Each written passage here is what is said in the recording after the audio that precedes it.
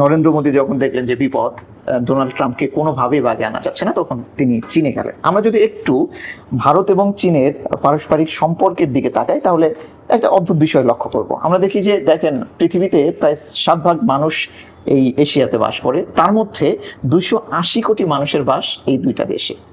একজনকে বলা হয় হাতি, আরেকজনকে বলা হয় ড্রাগন। তো প্রতিবেশী হলেও তারা কিন্তু একে অপরের চরম প্রতিদ্বন্দ্বী। 1962 সালে তাদের বড় একটা যুদ্ধ হয়েছিল। তারপরে 2020 সালে গলওয়ান নিয়ে তারা কিন্তু বড় একটা সংঘর্ষে অনেকটা ধরে নিয়েছিল যুদ্ধ বেঁধেই যাবে, যুদ্ধ বেঁধে যাবে। 3500 কিলোমিটার তাদের একটা সীমান্ত আছে, এবং সেই সীমান্তের কিন্তু একটা বিরোধ আছে। 66 বছর ধরে দালাই লামা তাদের দেশে বাস করে, এবং সেটা নিয়ে চীনের কিন্তু বড় একটা আপত্তির জায়গা আছে। পাকিস্তান ভারতের চিরশত্রু, সেই চিরশত্রুর সাথে কিন্তু আপনার চীনের খুব ভালো সম্পর্ক। তো এত কিছু কাটিয়ে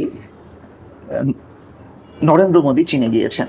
কেন গিয়েছেন? প্রথম কথা হলো যে ভারত কিন্তু দুই ধরনের অর্থনীতির জন্য দুইটা দেশের উপর নির্ভরশীল।